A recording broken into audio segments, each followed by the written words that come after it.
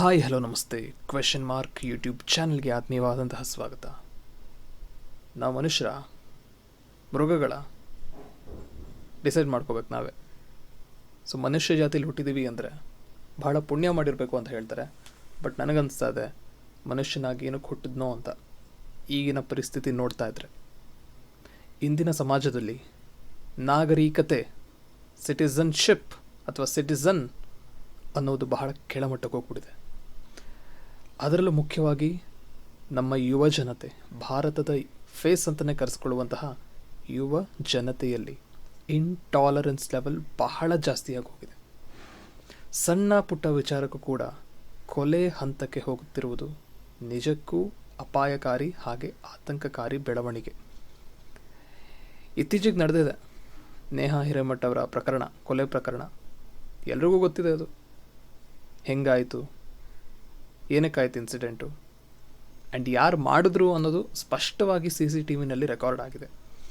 ಆದರೂ ಕೊಲೆ ಮಾಡಿದಂತಹ ವ್ಯಕ್ತಿ ಇನ್ನೂ ಕೂಡ ಬದುಕಿದ್ದಾನೆ. ನಮ್ಮ ದೇಶದ 2ನೇ ಬಹುಸಂಖ್ಯಾತರು ಯಾರಪ್ಪ? ಮುಸ್ಲಿಂ ಸಮಾಜ. ಇನ್ನು ಅಲ್ಪಸಂಖ್ಯಾತರು ಬಿಟ್ಬಿಡಿ, ಕರೆಯೋದು ಬೇಡ. ಅವ್ರು ಆಲ್ರೆಡಿ ಮೆಜಾರಿಟಿ ಆಗೋಗಿದೆ. ಏನಿಲ್ಲ ಅಂದರೂ 50 ಕೋಟಿ ಮೇಲಿದ್ದಾರೆ ಅವರು.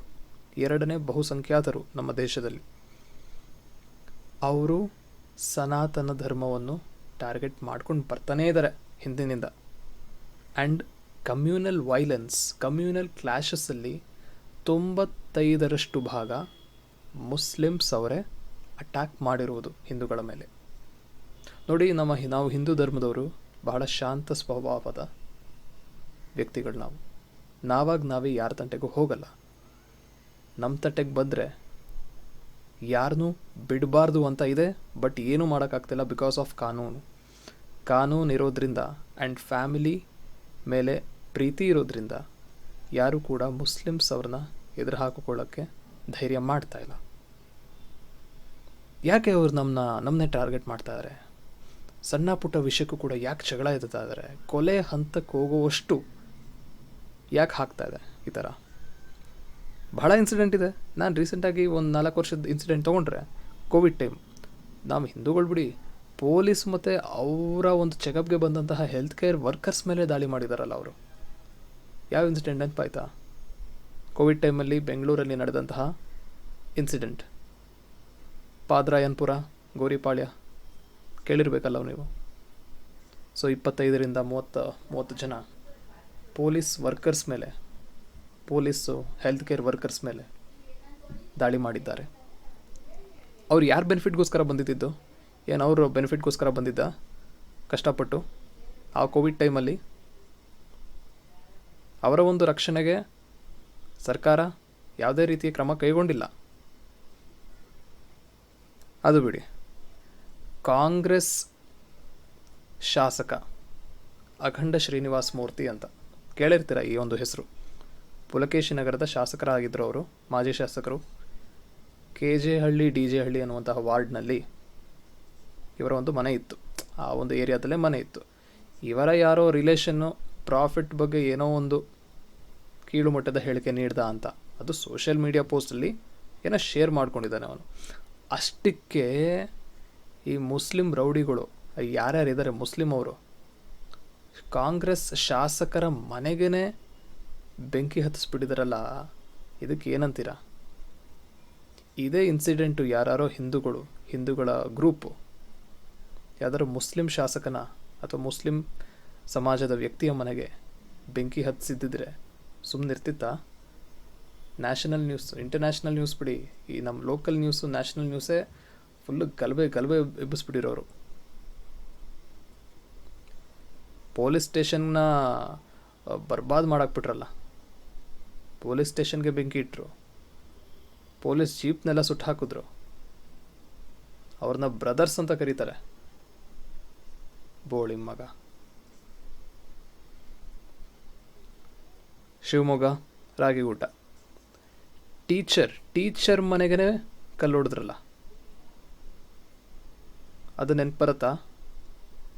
ಬ್ರದರ್ಸ್ ಅಂತ ಕರೀತಾರಲ್ಲ, ಇದು ನೆನಪಾಗಬೇಕು ಅವ್ರ ಒಳಗೆ. ನಮ್ಮ ಶಿವಮೊಗ್ಗದ ರಾಗಿಗುಡ್ಡದಲ್ಲಿ ಈದ್ ಪ್ರೊಸೆಷನ್ ಆದಮೇಲೆ ತಿಕ್ಕ ಮುಚ್ಕೊಂಡು ಮನೆಗೆ ಹೋಗ್ಬೇಕು ತಾನೆ ಲೋಫರ್ ಗಾಂಡುಗಳು. ಹಿಂದೂಗಳ ಮನೆ ಮೇಲೆ ಕಲ್ಲುಡ್ತಿದ್ದಾರೆ. ಅದರಲ್ಲೂ ಉರ್ದು ಕಲಿತು ಉರ್ದು ಶಾಲೆಯಲ್ಲಿ ಟೀಚರ್ ಆಗಿದ್ದಾರಂತೆ ಮೇಡಮ್ಮು. ಅವ್ರ ಮನೆಗೆ ಸ್ಟೂಡೆಂಟೇ ಕಲ್ಲುಡ್ತಿದ್ದಾನೆ. ಇದನ್ನು ನೆನೆಸ್ಕೊಂಡು ಅವರು ಎಷ್ಟು ಕಷ್ಟಪಟ್ಟಿರ್ಬೋರ, ಮನಸ್ಸಿಗೆ ಎಷ್ಟು ನೋವಾಗಿರ್ಬೇಡ ಅವ್ರಿಗೆ, ಟೀಚರ್ಗೆ. ಇದಾದ ಮೇಲೆ ಹಲವಾರು numerous incidents of present here. ಬೆಂಗಳೂರಲ್ಲಿ ಡೈರಿ ಸರ್ಕಲಲ್ಲಿ ನಡೀತು ಒಂದು ಇನ್ಸಿಡೆಂಟು. ಸೊ ಮುಸ್ಲಿಮ್ ಯುವತಿ, ಅಂದರೆ ಅವರಿಬ್ಬರು ಕೊಲೀಗ್ಸ್ ಆಗಿದ್ದರು. ಸೊ ಡ್ರಾಪ್ ಕೊಡ್ತಾ ಇದ್ದ ಒಬ್ಬ ಹುಡುಗ, ಹಿಂದೂ ಹುಡುಗ. ಅದಕ್ಕಾಗಿ ಆ ಬೈಕ್ನ ನಿಲ್ಲಿಸಿ ಅವನ ಮೇಲೆ ಮಾರಕಾಸ್ತ್ರದಿಂದ ಹಲ್ಲೆ ಮಾಡಿದ್ದಾರೆ. ಯಾರು ಮಾಡಿದ್ದು? ಈ ಮುಸ್ಲಿಂ ಅವರು. ಆ್ಯಂಡ್ ಬೆಳಗಾವಿಲಿ ಮುಸ್ಲಿಂ ಹುಡುಗಿಯ ಜೊತೆ ಮಾತಾಡ್ತಿದ್ದ ಅಂತ ಒಂದೇ ಒಂದು ಕಾರಣಕ್ಕೆ ಥಳಿಸಿದ್ದಾರಲ್ಲ ಅವನ್ನ. ಹೋಗ್ಲಿ, ಪ್ರಾಣ ಉಳಿಸ್ದೆ, ಪ್ರಾಣ ತೆಗೆದೇ ಬಿಟ್ಟಿದ್ದಾರಲ್ಲ, ಅದಕ್ಕೆ ಖುಷಿ ಪಡಬೇಕು ಅನ್ಸುತ್ತೆ ನಾವು. ಇದಾದಮೇಲೆ ರಾಮಾಯಣ, ಅಂದರೆ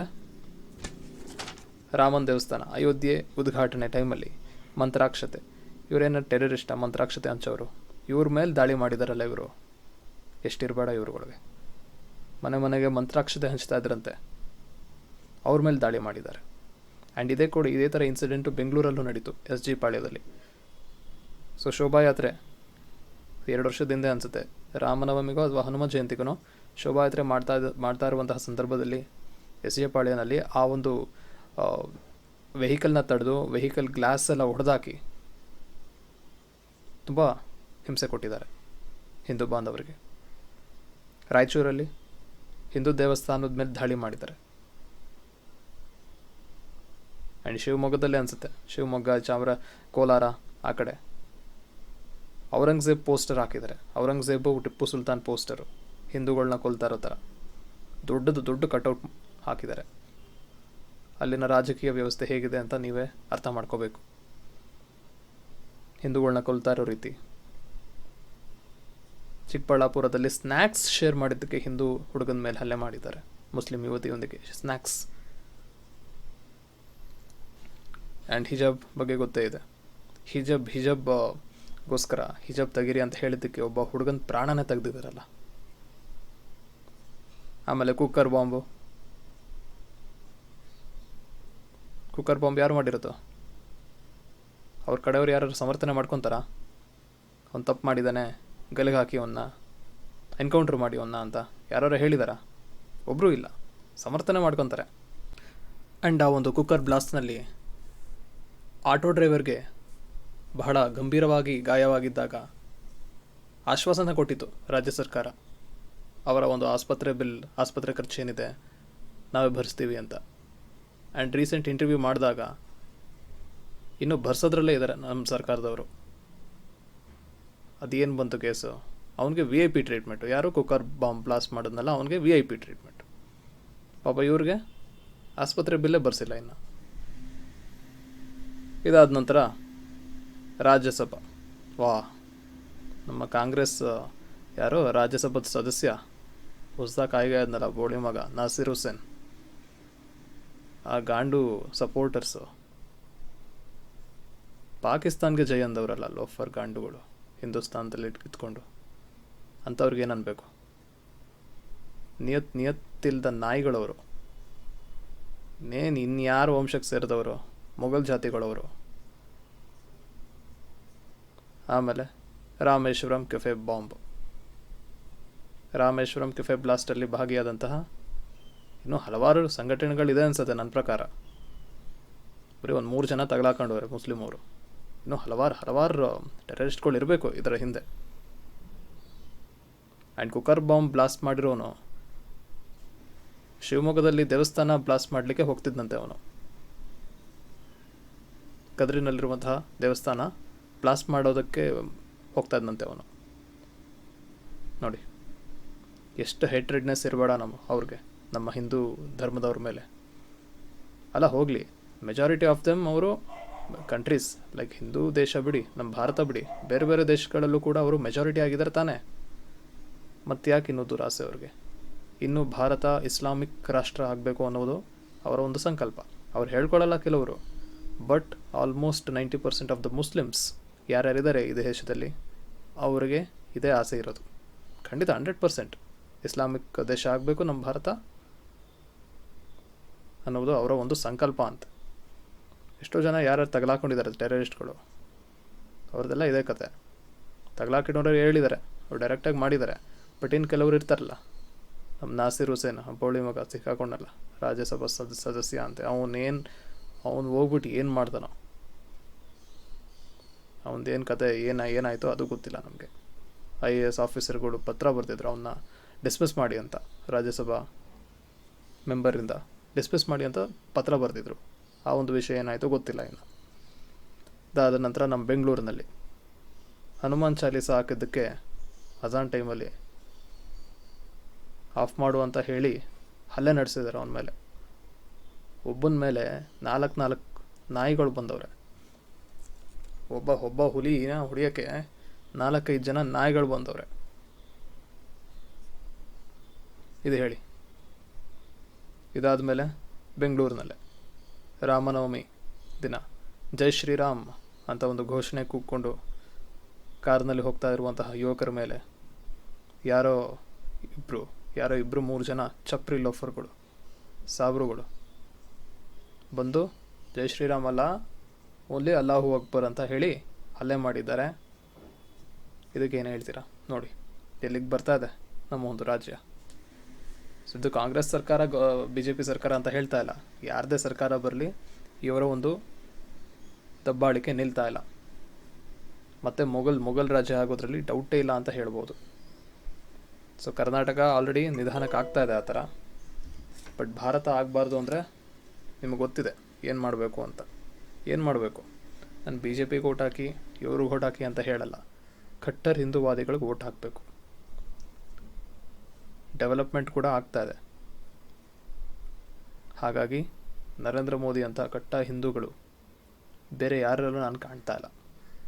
ನಿಜವಾಗ್ಲೂ ಹೇಳ್ತಾ ಇದ್ದೀನಿ. ನಾನೇನು ನರೇಂದ್ರ ಮೋದಿ ಅವ್ರ ಫ್ಯಾನ್ ಏನಲ್ಲ. ಇರೋದ್ರಲ್ಲಿ BJP is better than Congress ಅಂತ ಹೇಳ್ತಾ ಇದ್ದೀನಿ ನಾನು.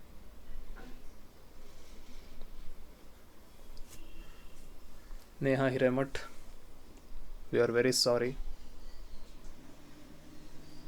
13-14 ಬಾರಿ ಚುಚ್ಚಿದಾನಲ್ಲ ಅವನು ಫಯಾಜ್. ಇನ್ನೂ ಬದುಕಿದ್ದಾನೆ ಅವನು. ಆತ್ಮಕ್ಕೆ ಶಾಂತಿ ಸಿಗತ್ತಾ? ನೇಹಾ ಆತ್ಮಕ್ಕೆ. ಅವ್ರ ಬಗ್ಗೆ ಅವ್ರ ಮಧ್ಯೆ ಏನಾರೋ ಇರಲಿ, ಲವ್ವರ್ ಇರಲಿ, ಅಫೇರ್ ಏನಾರೋ ಇರಲಿ, ಬಟ್ ಆದರೂ 13-14 ಬಾರಿ ಚುಚ್ಚುವಂತಹ ಅಧಿಕಾರ ಅವನಿಗೆ ಯಾರು ಕೊಟ್ಟರು? ಹಾಗೆ ಚುಚ್ಚಿದ ನಂತರ ಅವನ್ನ ಜನಗಳು ಪೊಲೀಸ್ಗೇನಕ್ಕೆ ಹ್ಯಾಂಡ್ ಓವರ್ ಮಾಡಿದ್ರು ನನಗಂತೂ ಗೊತ್ತಿಲ್ಲ. ಆ ಪೊಲೀಸ್ ಹಿಡಿದ ಮೇಲೂ ಅವನ್ನ ಕೋರ್ಟಿಗೆ ಹಾಕ್ಬಿಟ್ರು ಗೊತ್ತಿಲ್ಲ. ಜನಗಳಿಗೆ ಕೈ ಕೊಡೋದು ಗುಂಪಲ್ ಗೋವಿಂದ ಅಂತ ಹೊಡೆದು ಸಾಯಿಸೋದ್ಬಿಟ್ಟು ಜನಗಳು ತಪ್ಪು ಮಾಡಿಬಿಟ್ರು. ಜನಗಳು ಅಲ್ಲೇ ಸಾಯಿಸ್ಬಿಡ್ಬೇಕಿತ್ತು ಅವನ್ನ. ಆ್ಯಂಡ್ ಈಗ ರೀಸೆಂಟಾಗಿ ನೇಹಾ ಇನ್ಸಿಡೆಂಟ್ ಆದಮೇಲೆ ಯಾದಗಿರಿಲಿ ರಾಕೇಶ್ ಅನ್ನುವಂತಹ 22 ವರ್ಷದ ಯುವಕನನ್ನು ಮನೆಯಿಂದ ಹೊರಗಡೆ ಎಳೆದು ಮುಸ್ಲಿಂ ಅವ್ರು ಸಾಯಿಸಿದ್ದಾರೆ. ಏನಕ್ಕೆ? ಅವನು 10 ಗಂಟೆಗೆ ಹೋಗಿ ರೊಟ್ಟಿ ಕೇಳಿದಾನಂತೆ. ಈ ಸಾಯಿಸಿದವನಲ್ಲ ಫಯಾಜ್ ಅಂತ, ಅವನ ಹೆಸರು ಕೂಡ ಫಯಾಜ್ ಅಂತೆ. ಅವ್ರ ಮನೇಲಿ ರೊಟ್ಟಿ ಮಾಡ್ತಾ ಇದ್ದಾನಂತೆ. ರೊಟ್ಟಿ ಕೇಳಕ್ಕೆ ಹೋಗಿದ್ದಾನಂತೆ ಇವನು 10 ಗಂಟೆಗೆ. ಅಷ್ಟರಲ್ಲಿ ರಾತ್ರಿ 10 ಗಂಟೆಗೆ ರೊಟ್ಟಿ ಕೇಳಕ್ಕೆ ಬಂದಿದೆಯಾ ಅನ್ನುವಂತಹ ಕಾರಣ, ಅದೇನು ಕಾರಣ ಏನೋ ಗೊತ್ತಿಲ್ಲ. ಅವ್ರದ್ದು ರೀಸನ್ಸ್ ಇರುತ್ತೆ, ಹಿಂದೂ ಅನ್ನೋವಂತಹ ವೈಷಮ್ಯತೆ ಇರುತ್ತಲ್ಲ. ಮನೆಯಲ್ಲಿ ಮಲಗಿದ್ನಂತೆ ಅವನು. ಯಾರೋ ಪಾಪ ರಾಕೇಶ್. ಅವನ ಮನೆಗೆ ಹೋಗಿ ಎಳ್ಕೊಂಡು ಮಾರಕಾಸ್ತ್ರದಿಂದ ಗುಪ್ತ ಅಂಗಗಳಿಗೆ ಹೊಡೆದು ಪ್ರೈವೇಟ್ ಪಾರ್ಟ್ಸ್ನ ಜಜ್ಜಿ ಸಾಯಿಸಿದಾರಲ್ಲ ಅವನ್ನ. ಎಂಥ ಲೋಫರ್ಗಳಿರ್ಬೇಕು ಅವ್ರುಗಳು. ಆ್ಯಂಡ್ ನಮ್ಮ ಪೊಲೀಸವರು, ವಾವ್ ಗ್ರೇಟ್, 18 ಗಂಟೆಗಳಾದರೂ ಕೂಡ ಆ ಫಯಾಜ್ ಮೇಲೆ FIR ಹಾಕಿರ್ಲಿಲ್ವಂತೆ. ಯಾರು ಕೊಲೆ ಮಾಡಿದ್ರು FIR ಹಾಕಿರ್ಲಿಲ್ವಂತೆ. ನೋಡಿ ಎಲ್ಲಿಗೆ ಬಂದಿದೆ ನಮ್ಮ ಕಾನೂನು. ಈ ಕಾನೂನು ಬರೀ ಹಿಂದೂಗಳ ಮೇಲೆ ಅನಿಸುತ್ತೆ. ಹಿಂದೂಗಳು ಯಾರು ಮಾಡಿರಲಿ ಈ ಥರ 1 ನಿಮಿಷನೂ ಇಲ್ಲ, ಆಗಲೇ ಹೋಗಿ ಹುಡುಕಿ ಎತ್ತಾಕ ಒಂದು ಜೈಲಿಗೆ ಬಂದು ಟ್ರೀಟ್ಮೆಂಟ್ ಸ್ಟಾರ್ಟ್ ಅವನ್ಗಳು. ಅದ್ರ ಮುಸ್ಲಿಂ ಮಾಡಿದ್ರೆ ಎದುರ್ಕೋತಾರಲ್ಲ ಪೊಲೀಸ್ಗಳೇ. ಬೆಂಗಳೂರಲ್ಲೇ ನಾನು ನೋಡ್ತೀನಲ್ಲ, ಹಿಂದೂಗಳು ಯಾರು ಹೆಲ್ಮೆಟ್ ಹಾಕಿಲ್ಲ ಅಂದರೆ ಅಬ್ಬಬ್ಬಬ್ಬಾ ಏನು ರೋಷ ವೇಷ. ಆದರೆ ಮುಸ್ಲಿಮವರು ಹೆಲ್ಮೆಟ್ಟು ಹಾಕಿಲ್ಲ, ತ್ರಿಬಲ್ಸು ನಾಲ್ಕು ಜನ ಹೋಯ್ತಾ ಇರ್ತಾರೆ, ಹಿಡಿಯುವಂಥ ಒಂದು ಏನೋ ಸ್ಟ್ರಿಕ್ಟ್ ಆ್ಯಕ್ಷನ್ ತಗೊಳ್ಳಲ್ಲ ಅವ್ರ ಮೇಲೆ. ಫೋಟೋ ಹಿಡಿತಾರೆ ಅಷ್ಟೇ, ಅದೊಂದು ಮಾಡ್ತಾರೆ ಚೆನ್ನಾಗಿ ಪೊಲೀಸ್ಗಳು. ಧೈರ್ಯನೂ ಮಾಡಲ್ವಲ್ಲ, ಹಿಡಿಯೋ ಧೈರ್ಯನೂ ಮಾಡಲ್ಲ ಅವರು. ಫೀಲಿಂಗ್ ಮಾಡ್ಕೊಂಡು ಹೋಯ್ತಾ ಇರ್ತಾರೆ. ಮುಸ್ಲಿಮ್ ಏರಿಯಾಗೆ ಹೋಗಲಿ, ಒಂದು ಹೆಲ್ಮೆಟ್ಟು ಆಗಲ್ಲ ಅವರು, ಆರಾಮಾಗಿ ಹೋಯ್ತಾ ಇರ್ತಾರೆ ತ್ರಿಬಲ್ಸು. ನೋಡಿ ಈ ಥರ ಆಗಿದೆ ನಮ್ಮ ದೇಶ. ನಮ್ಮ ನುಪುರ್ ಶರ್ಮಾ ಪಾಪ, ಅವರು ಕುರಾನಲ್ಲಿರೋದನ್ನು ಹೇಳಿದ್ದಕ್ಕೆ ದೇಶಾದ್ಯಂತ ಭಯಾನಕ ವಾತಾವರಣ ಕ್ರಿಯೇಟ್ ಮಾಡಿದ್ರು ಇವರು. ಹಿಂದೂಗಳೆಲ್ಲ ಆಚೆ ಹೋದಿರೆ ಸಾಕು, ಹೊಡೆಯೋಷ್ಟು ಕೋಪ ಇತ್ತು ಅವ್ರಿಗೆ, ಹೊಡೆದಾಕುವಷ್ಟು ಕೋಪ. ಯಾರು ಮುಸ್ಲಿಂ ಏರಿಯಾಗೆ ಹಿಂದೂ ಹೋಗಿದ್ರೆ ಅವನು ಮತ್ತೆ ಬರ್ತಾನೆ ಅನ್ನೋ ಗ್ಯಾರಂಟಿ ಇರಲಿಲ್ಲ ಆ ಒಂದು ಟೈಮ್ನಲ್ಲಿ. ಅಷ್ಟು ಭಯಾನಕ ವಾತಾವರಣ ಕ್ರಿಯೇಟ್ ಮಾಡಿದರು ಯಾರು, ಈ ಮುಸ್ಲಿಂ ಅವರು. ಅದಾದ ನಂತರ ಇದೇ ಇನ್ಸಿಡೆಂಟ್ ವಿಚಾರವಾಗಿ ರಾಜಸ್ಥಾನಲ್ಲಿ ಅವನು ನುಪುರ್ ಶರ್ಮಾ ಪರ ಇದ್ದ ಅಂತ ಒಂದೇ ಒಂದು ಕಾರಣಕ್ಕೆ ಇಬ್ಬರು ರಾಜಸ್ಥಾನಲ್ಲಿರುವಂಥ ಆ ಟೈಲರ್ ಉದಯ್ಪುರ್ನ ಟೈಲರ್ ತಲೆನ ಕಡ್ದಾಕಿದಾರಲ್ಲ ಈ ಮುಸ್ಲಿಂ ಜಿಹಾದಿಗಳು, ಮುಸ್ಲಿಂ ಟೆರರಿಸ್ಟ್ಗಳು. ಇವ್ರನ್ನೆಲ್ಲ ಟೆರರಿಸ್ಟ್ ಅಂತ ಹೇಳಬೇಕು. ಇನ್ನೇನು ಮತ್ತೆ ಈ ಸಾಯಿಸೋರು ಯಾರು? ಟೆರರಿಸ್ಟ್ಗಳು, ರೈಟ್? ಹಲ್ಲೆ ಮಾಡೋರು, ಸಾಯಿಸೋರು, ಇವ್ರನ್ನೆಲ್ಲ ಟೆರರಿಸ್ಟ್ ಗ್ರೂಪ್ಗೆ ಹಾಕಬೇಕು. ನಮ್ಮ ಕಾನೂನು ಸರಿ ಇಲ್ಲರಿ, ಬಿಟ್ಬಿಡ್ತಾರೆ. ಕಾಶ್ಮೀರ್ ಫೈಲ್ಸ್ ಆಯಿತು, ಕೇರಳ ಸ್ಟೋರೀಸ್ ಆಯಿತು, ಇನ್ನು ವೆಸ್ಟ್ ಬೆಂಗಾಲಲ್ಲೂ ಬರುತ್ತೆ. ಅದಾದ ನಂತರ ನಮ್ಮ ಕರ್ನಾಟಕ ನೆಕ್ಸ್ಟ್ ಕಾಂಗ್ರೆಸ್ ಗೌರ್ಮೆಂಟಿಂದ. ಹಿಂದೂಗಳು ಮನೆಯಿಂದ ಆಚೆ ಬರೋ ಮುಂಚೆ ಭಯದಿಂದ ಬರಬೇಕು. ಇಲ್ಲ ಏನು ಮಾಡ್ಬೇಕು ನಾವು? ಕಾನೂನಿಗೂ ಹೆದರದೆ ಒಂದು ಲಾಂಗೋ ಅಥವಾ ಒಂದು ಮಚ್ಚೋ ಯಾವತ್ತೂ ಹಿಡ್ಕೊಂಡು ಓಡಾಡಬೇಕು. ನೋಡೋಣ ಮುಂದೆ ಏನಾಗುತ್ತೆ. ಈ ನೇಹಾ ಹಿರೇಮಠರವರ ಆತ್ಮಕ್ಕೆ ಶಾಂತಿ ಸಿಗಲಿ. ಹಾಗೆ ಇವಳನ್ನು ಕೊಲೆ ಮಾಡಿದಂತಹ ಫಯಾಜ್ ಆದಷ್ಟು ಬೇಗ ಎನ್ಕೌಂಟ್ರು ಅಥವಾ ಗಲ್ಲು ಶಿಕ್ಷೆ ಅಥವಾ ಪಬ್ಲಿಕ್ ಹ್ಯಾಂಡ್ ಓವರ್ ಮಾಡಲಿ ಅಂತ ಕೇಳ್ಕೊಳ್ತಾ ನನ್ನ ಮಾತನ್ನು ಮುಗಿಸ್ತೇನೆ. ಜೈ ಹಿಂದ್. ಸೊ ನೋಡೋಣ ಮುಂದೆ ಏನಾಗುತ್ತೋ. ಹಿಂದೂಗಳು ಯಾವತ್ತೂ ಅವರಾಗವರೇ ಯಾರ ಮೇಲೂ ದಾಳಿ ಮಾಡಿಲ್ಲ. ಹಾಗೆ ಬೇರೆಯವರು ಇವರ ಮೇಲೆ ದಾಳಿ ಮಾಡಿದ್ದು ಸಹ ನಾವು ಸಹಿಸಬಾರ್ದು. ಸಹಿಸೋದೇನಕ್ಕೆ ನಾವು ಯಾಕೆ ಎಲ್ಲ ಮುದ್ರಕೊಂಡು ಸೇರ್ಕೋತೀವಿ ಮನೆ ಒಳಗೆ? ಬಿಕಾಸ್ ಧೈರ್ಯ ಇಲ್ಲ, ಅದು ಒಂದು ನಿಜ, ಅದೊಂದು ರೀಸನ್ನು. ಯೂನಿಟಿ ಇಲ್ಲ ನಮ್ಮ ಹಿಂದೂಗಳಲ್ಲಿ. ಹಾಗೆ ನಮಗೆ ಫ್ಯಾಮಿಲಿ ಮೇಲೆ ಅಟ್ಯಾಚ್ಮೆಂಟ್ ತುಂಬ ಜಾಸ್ತಿ. ಸಪೋಸ್ ನಾನು ಹೋಗಿ ಹಲ್ಲೆ ಮಾಡಾದ್ಮೇಲೆ ಪೊಲೀಸ್ನವ್ರು ಸುಮ್ಮನೆ ಬಿಡ್ತಾರ? ಹಿಂದೂಗಳು ಯಾರು ಹಲ್ಲೆ ಮಾಡಿದ್ರು ಮುಸ್ಲಿಂ ಮೇಲೆ ಅಂದರೆ ಮಜಾ ಅವ್ರಗಳಿಗೆ ಹಿಡಿದು ಪೊಲೀಸ್ ಟ್ರೀಟ್ಮೆಂಟ್ ಕೊಟ್ಬಿಡ್ತಾರೆ. ಅದೇ ಹಿಂದೂ ಮೇಲೆ ಮುಸ್ಲಿಂ ಹಲ್ಲೆ ಮಾಡಿದ್ರೆ FIR ಕೂಡ ಇಲ್ಲ ಅವನ ಮೇಲೆ, ನಿಧಾನ. ಸೊ ಫ್ಯಾಮಿಲಿ ಮೇಲೆ ಅಟ್ಯಾಚ್ಮೆಂಟ್ ಇರೋದ್ರಿಂದ ನಾವು ಭಯ ಪಡ್ತೀವಿ, ನಾವು ಎದುರಾಕೊಳ್ಳೋಕ್ಕೆ ಅವ್ರನ್ನ. ಸೊ ಮುಂದೇನು? ನೇಹಾ ಹಿರೇಮಠ ಅವ್ರ ಕೊಲೆ ಆಯಿತು, ಕೊಲೆ ಮಾಡಿದವ್ರು ಆರಾಮಾಗಿದ್ದಾರೆ, ಕೊಲೆ ಮಾಡಿರೋರು ಮನೆಗೆ ಸೆಕ್ಯೂರಿಟಿ ಕೊಟ್ಟಿದ್ದಾರೆ. ಮೊಸಳೆ ಗಣ್ಣೀರು, ಯಾರೂ ನಂಬೇಡಿ. ಅವ್ರು ನಿಜ ಹೇಳ್ತಾರೋ ಸುಳ್ಳು ಹೇಳ್ತಾರೋ ನನಗಂತೂ ಗೊತ್ತಿಲ್ಲ. ಬಟ್ ಹಿಂದೆ ನಡೆದಂತಹ ಘಟನೆಗಳಲ್ಲಿ ಕೊತ್ತಂಬರಿ ಸೊಪ್ಪಾಗಿರ್ಬೋದು, ನಮ್ಮ ಅಖಂಡ ಶ್ರೀನಿವಾಸ ಮೂರ್ತಿ ಅವ್ರ ಮನೆ ಮೇಲೆ ದಾಳಿ ಆಗಿರ್ಬೋದು, ಇನ್ನೂ ಹಲವಾರು ಘಟನೆಗಳಿದೆ ಅಲ್ವಾ? ಹೇಳಿದ ಹಾಗೆ ನಾನು ಸುಮಾರು ಕೊಟ್ಟೆ ಎಕ್ಸಾಂಪಲ್ಸು. ಅದೆಲ್ಲ ಕಮ್ಮಿ, ಅದೆಲ್ಲ ಜಸ್ಟ್ 1% ಎಕ್ಸಾಂಪಲ್ಸ್ ನಾನು ಕೊಟ್ಟಿರೋದು. ಇನ್ನೂ ಹಲವಾರು ಘಟನೆಗಳು ನಡೆದಿದೆ. ಜಸ್ಟ್ ನಾನು ರೀಸೆಂಟಾಗಿ ಒಂದು 5 ನಿಮಿಷ ಕೂತ್ಕೊಂಡು ಸರ್ಚ್ ಮಾಡಿದಾಗ ಇಷ್ಟು ಘಟನೆಗಳು ಸಿಕ್ತು. ಇನ್ನೂ ಸರ್ಚ್ ಮಾಡಿದ್ರೆ, ಒಂದಿನ ಕೂತ್ಕೊಂಡು ಸರ್ಚ್ ಮಾಡಿದ್ರೆ ಸಾವಿರಾರು ಘಟನೆಗಳು ಸಿಗುತ್ತೆ ಹಿಂದೂಗಳ ಮೇಲೆ ಮುಸ್ಲಿಮರ ದಬ್ಬಾಳಿಕೆ. ಹಲವಾರು ವರ್ಷಗಳಿಂದ ನಡ್ಕೊಂಬಂದ್ಬಿಟ್ಟಿದೆಯಲ್ಲ ಇದು. ಅವರಂತೂ ಏನೂ ಕ್ರಿಯೇಟ್ ಮಾಡೋಕ್ಕಾಗಲ್ಲ. ಚೆನ್ನಾಗಿರೋರು ಅದನ್ನು ಸಹಿಸಲ್ಲ ಅವರು. ಓಕೆ, ಸೊ ನೆಕ್ಸ್ಟ್ ಏನು ಮಾಡಬೇಕು? ಫ್ಯೂಚರ್ ಜನ್ರೇಷನ್ ಹೇಗೆ ತಯಾರಿ ಮಾಡಬೇಕಿತ್ತ ಒಂದು ಕಮ್ಯುನಲ್ ಕ್ಲಾಶಸ್ಗೆ? ಎಷ್ಟೋ ಜನ ಹೇಳ್ತಾರೆ ರಾಜಕೀಯ ನಾಯಕರು ಇದನ್ನು ದುರುದ್ದೇಶಕ್ಕೋಸ್ಕರ ಬಳಸ್ಕೊತಾರೆ, ಈ ಒಂದು ಘಟನೆಗಳನ್ನ. ದುರುದ್ದೇಶ ಅಲ್ಲ. ಸೊ ಈಗ ಜೈ ಶ್ರೀರಾಮ್ ಅಂತ ಘೋಷಣೆ ಕೊಡ್ಕೊಂಡು ಹೋಗುವಾಗ ಅಡ್ಡ ಹಾಕಿ ಹಲ್ಲೆ ಮಾಡ್ತಾರಲ್ಲ, ಇದು ಯಾವ ರಾಜಕೀಯ ನಾಯಕರು ಮಾಡಿಸಿರೋದು?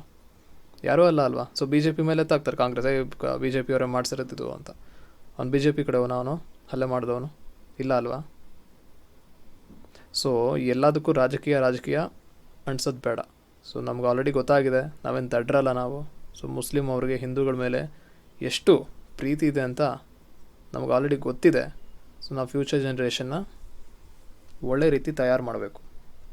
ಮಕ್ಳ ಕೈಲಿ ಮೊಬೈಲ್ ಕೊಡಬೇಡಿ, ಮಕ್ಕಳನ್ನ ಫಿಸಿಕಲ್ ಆ್ಯಕ್ಟಿವಿಟೀಸ್ಗೆ ದೂಡಿ, ಒಳ್ಳೆ ದಷ್ಟಪುಷ್ಟವಾಗಿ ಮಾಡಿ. ಶಿವಾಜಿ ಮಹಾರಾಜ್ ನೆನಪಿರ್ಬೇಕು ನಿಮಗೆ, ಅವರ ತಾಯಿ ಜೀಜಾಬಾಯಿ ಹೇಗೆ ರಾಮಾಯಣ ಮಹಾಭಾರತದಲ್ಲಿ ಬರುವಂತಹ ವೀರಶೂರರ ಕಥೆಗಳನ್ನ ಹೇಳಿ ಅವ್ರಿಗೆ ಒಂದು ಗುರಿ ಕೊಡ್ತಾಯಿದ್ರು. ಏನು ಕೊಟ್ಟಿದ್ರು ಗುರಿ? ಸೊ ಮೊಘಲ್ ರೂಲರ್ಸ್ನ ಓಡಿಸ್ಬೇಕು ಅಂತ ಅನ್ನುವಂತಹ ಒಳ್ಳೆ ಗುರಿ ಕೊಟ್ಟಿದ್ರು.